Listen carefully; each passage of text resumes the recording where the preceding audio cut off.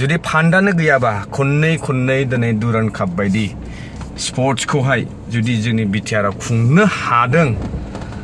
अब्ला बे दालां मोनसेयालाय मा जिनिस बे दारा BTC हालामनि बाथ्राखौनो बुङोब्ला 6 शिड्युल होनना बुंबाय थायो नाथाय बहासिमथो जोंनि 6 शिड्युला दिनै एक्चुअल रलाव दङ दिनै जोङो ट्राइबेल बेल्ट एन्ड ब्लकनि बाथ्रा बुङो नाथाय बहाथो दिनै ट्राइबेल बेल्ट एन्ड ब्लकआ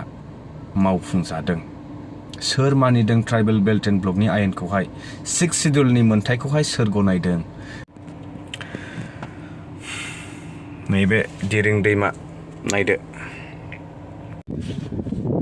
दै बारलांनोबो ओरैबायदि उसुबिदा माने बे दैमानि थाखायनो रुटानो डाइरेक्ट नंला माने हरैनिफ्राय सोरबा मानसि फैयोब्ला जोङो ओरैनिफ्राय लायनो हाया बिसोरबो ओरै फैनो हाया बेबायदि अबस्था जानानै दं नाथाय जोंना BTC आव दा दुरान्ड काप खुंनायनि लाहार फाहार जागासिनो दङ सेकेन्ड एडिशन नैथि खेबनि थाखाय जोबोद मोजां बाख्नायथावना मोनसे लाइमोनफोरनि थाखाय प्लेयार्स जायफोरा फुटबल लाभार्स बिथांमोननि थाखाय जोबोद मोजां खौरां बियो जे दुरान्ड कापआ नैथि खेबनि थाखाय जोंनि क'क्राझार बर'नि उथुमायनिफ्रायहाय अपेनिं जालांगोन BTR गभर्नमेन्टखौ साबायखर बावहरनांगोन नाथाय मोनसे खोथाखौ जोङो गोसोखांफिननांगोन थांनाय बारनि जितु फार्स्ट एडिशननि जे दुरान्ड काप जोंनि BTC हालामावहाय खुंफुंजादोंमोन बै समाव आलासिखौ ग्रिटिंस होनाय समावहाय मा नुनायमोन जोङो मानगोनां BTRनि CM प्रमद बर' बिथाङा आर'नाइखौहाय आलासिनो गानहोनो नागारै गावनि गोदोनायाव सोनानै लानाय दा बे जियानो हक आरो बेनि गेजेरावनो जुदि जोङो फाइनान्सियेलि जोङो रायलायोब्ला BTRनि बा BTCनि गभर्नमेन्टनि जितु एडुकेशन डिपार्टमेन्टनि फान्ड माखासेखौहाय स्पर्ट्सनि मुङाव बाहायनाय बेफोरबायदि गोबां जोङो एसेम्ब्लिनि गेजेरजोंहाय बे खौरांखौ मोननो मोन्दोंमोन मिथिनो हादोंमोन निउस मिडियाफोरनि गेजेराव बेखौ जोङो मोननो मोन्दोंमोन आरो गोबां गोसारदोंमोन दा जियानो हक जोङो बेखौनो लुबैयो एडुकेशन डिपार्टमेन्टनि रां बाजेटफोरखौहाय एडुकेशनावनो बाहाय स्पर्ट्सनि जिमान बाजेट दङ बेखौ स्पर्ट्सआवनो बाहाय इउजलेसल' दाजा मानोना दिनै रुरेल एरियासनि डेभेलपमेन्टनि जि माखासे फान्ड्स बा बेसेबां एल'केट खालामदों बेफोरो इउटिलाइज जाजोबाखैना ना जाजोबदों जायनि जाहोनाव दिनै मोनसे दालां बै समनिफ्रायनो आङो बुंबोबाय थादोंमोन मानगोनां जोंनि BTCनि स्पिकार BTC एसेम्ब्लिनि BTRनि स्पिकार काथिराम बर' गेदेमा सार बिथांनि समस्थियाव नैबे दालां मोनसे जे बायग्रबनानै दङ बेखौहाय मानो रिपेयारिं खालामाखै बिथाङा रायजो राजाफोरनि गेजेराव फैनानै गोबां खोथा बुंदोंमोन बै दालांखौ बेस खालामनानै बै दालांखौ इस्यु बानायनानै बिथाङा रायजो राजाफोरखौ सान्त्वना होदोंमोन गोसोआव गोजोननाय लाबोहोदोंमोन नाथाय दिनै बिथाङा बै खामानिखौनो मावफुंनानै होनो हायासै दिनै दलं बायग्रबनायनि गेजेरजों नोंथांमोना स्क्रिनाव नुनो हागोन औवानि दालां हेबै हेबै होगासिनो दङ नाथाय बेजों बेसे सहाय जागोन दिनै बे औवानि दालाङा ओरैबायदि माने मानसिनि लाइफनि मोनसे खैफोद माब्लाबा समाव गाब्र'यो गालुनगोन फाक्का सायाव औवा दोननाय खुन्थिया बे बेसेबां सेफटि जाथावना दा बेफोरबायदिजों रायजो राजाफोरा थांलाय फैलाय गावनि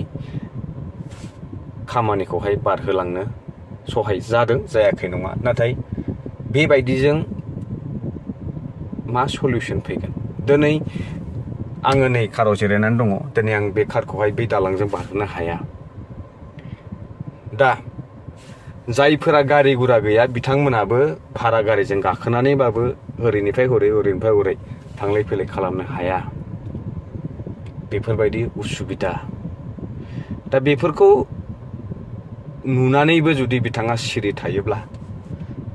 बेयो जुक्ति जायाखै आरो बेखौ जोङो खनले रायखांबाय थानांगोन जेब्लासिम बे खामानिया जाफुङा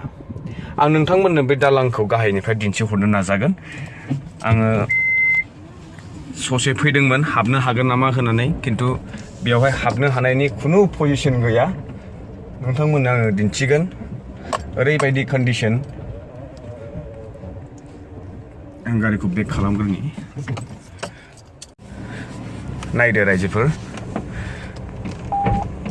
बै दालांखौ नायहरदो नैबे दालां आङो ओरैहाय जुजिनो फैदोंमोन बारनो हाबाय बायगोन नामा होननानै खिन्थु बेवहाय खुनु लिक गैया नैबे लिकआ आं दानि बावैसो फैनाय बेनिफ्राय नै बेफोरबायदि अन्थाइआथ' थोबसेबो गैखाला दा बेफोरनि बागै सावरायथ'ला बे आलादा टपिक जालायगोनलाय जायखिजाया बे दालाङा मानो जायाखै दिनै बिटिसिआव फान्ड गैया नामा जुदि फान्डआनो गैयाबा खननै दिनै दुरान्ड काप बायदि स्पर्ट्सखौहाय जुदि जोंनि बिटिआरआव खुंनो हादों अब्ला बे दालां मोनसेयालाय मा जिनिस बे दालां मोनसेखौ मानो नेवसिनानै दोनबाय थाखो मानो नेवसिनानै दोनबाय थाखो बेखौ बे दालां मोनसेखौ लानानैनो गोबां खोथा बानसावदोंमोन मानगोनां सार नोंथां मानो बे दालांखौ बानायनो दिनै नोंथांनाव गोहो गैला नामा सासे बिटिआरनि स्पिकार जालायनानै नोंथाङा बे दालांखौ बानायना होनायनि साहस गैला नामा ना फान्डखौनो बिनो हाला नोंथाङा मानगोनां प्रमद सारनावहाय बे दिरिं दैमा हरखाबै देरो हरखाबै रानो नायनो हायो नैबे हाब्रां ओरैबायदि बाला गोजासै बै दालांखौ नाहरदो आं एसे खाथियाव थांबावनानै दिन्थिनो नोंथांमोननो आङो बेल' नङा गोबांथार भिडिअ आङो बे दालांखौ दिन्थिबाय थाबाय खिन्थु रावबो देहायाव नाङा गोसोआवनो फैया ना नुबाबो नुयि बायदि जानानै थायो मा आसरित बाथ्रा नायदो बे दालांखौहाय गोदान बानायथार होननानै जोङो बुङाखै दे हालाबा बेखौनो एसे बोखांफिननानै होयोब्लानो बे दुलुनदों माने जिनिसा बेवहाय अन्थाइ बायदिसिना गोबां लांबायना सेरावहाय एटलिस्ट 500 फ्रन्ट आरो बेक नैबेयावहाय मोनसे डिसटेन्स खानानै होनांगौमोन जाहाथे बैयाव पिलार जे गायसननाय पिलारा बे दैजों खुरख्ल' जाया दा अन्थाइखौनो बे सेरनिफ्रायनो खनथुमनानै लाङोबा बे पिलारा बायग्रबाबा माथो जागोन दा जोंहा EM रन्जित सार बिथांखौ बुंबाथ' दायानो जालायबाय अन्थाइ बाला जेब्ला फार्स्ट बिथाङा EM जायो बै समावहाय गोख्रों रल लानायखौ नुनो मोन्दोंमोन JCB डाम्पार बायदिसिना हमग्लुंलाजोबनाय जेरावहाय इलिगेल बेफोरबायदि अन्थाइ बुथुमनाय बायदिसिना बिदि जादोंमोन सालान गैयि बायदिसिनाखौ हमदोंमोन इलिगेल जादों होननानै दा बहाथो इलिगेल दंबावो जाय जेरै हायो खनथुम आरो लां बेबायदि स' रायजोफोर बेनो आरो मानगोनां जोंहा स्पिकार सार कातिराम बर' बिथांनिसिम खावलायनाय 2025 नि बिसायख'थियाव जुदि नोंथाङा नैबे दालांखौ फसंनानै होनो हायाब्ला नोंथांनि खैफोद नोंथाङा निजेनो बै खैफोदखौ लेंहरनाय जादों आरो लोगोसेनो दासान्दि जोङो सारा BTC हालामनि बाथ्राखौनो बुङोब्ला 6 सिडिउल होनना बुंबाय थायो नाथाय बहासिमथो जोंनि 6 सिडिउला दिनै एक्चुअल रलाव दङ दिनै जोङो ट्राइबेल बेल्ट एन्ड ब्लकनि बाथ्रा बुङो नाथाय बहाथो दिनै ट्राइबेल बेल्ट एन्ड ब्लकआ मावफुंजादों सोर मानिदों ट्राइबेल बेल्ट एन्ड ब्लकनि आयेनखौहाय 6 सिडिउलनि मोनथायखौहाय सोर गनायदों दिनै मोननाङिया मोनदों मोननांगौआ दिनै मोनालासिनो दङ दिनै जायनि प्रटेक्शननि थाखाय दिनै 6 सिडिउल आरो ट्राइबेल बेल्ट एन्ड ब्लकखौ होदोंमोन बै आयेन बायदि सोलिनांगौमोन दिनै बै आयेन बायदि सोलिनो गोनाङा दिनै खोनानो मोन्दों मा ट्राइबेल बेल्ट एन्ड ब्लकआव इलिगेलि हा लेन्ड एनक्रचमेन्ट खालामनाया गोबांनिफ्राय गोबांसिन जागासिनो दङ नाथाय जोङो मोनसे खोथाखौ स्पष्ट मोनथियो BTR सुक्ति जाखांनायनि उनावहाय मानगोनां CM प्रमद बर' बिथांनि सरकार फैनायनि उनाव जोङो जोबोद गोजोननाय रायजो राजाफोरा फोरमायदोंमोन जे माबा मोनसे चेन्ज जासिगोन नाथाय बेफोरबायदि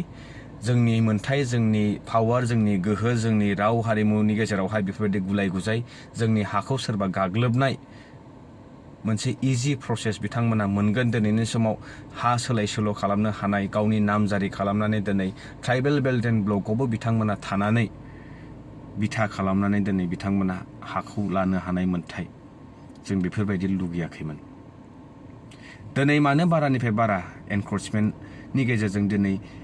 इलिगेलि लानाय हा मोनथायफोराबो दिनै लिगेल जालांदों मानो थाखाय दिनै बेफोरबायदि जागोनखौ जोङो